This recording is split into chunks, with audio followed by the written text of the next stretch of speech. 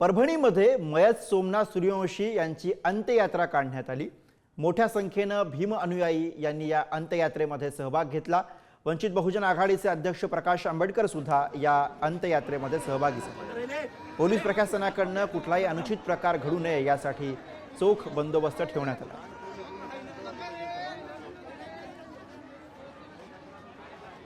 Forensic डिपार्टमेंटने जे postmortem केलेलं आहे त्याच्यामध्ये सगळ्यात सूक्ष्म बाबी ह्या आलेल्या आहेत। त्याच्या नर्व्स कशा होत्या, त्याचे मसल्स कसे होते, त्याचे बोन्स कसे होते, त्याला शॉक नर्व्सला किती बसलेला आहे आणि त्याच्यामुळे कॉज ऑफ डेथ हे आता तिथे इस्टॅब्लिश झालेलं आहे की त्याला मारहाणीमुळे त्याचा कॉज ऑफ डेथ आहे अशी परिस्थिती आहे। ते म्हटले पहिला आज आमची असलेली पहिली प्रेफरन्स जी आहे ती लॉ अँड ऑर्डर मेंटेन करणं, शांतता मेंटेन करणं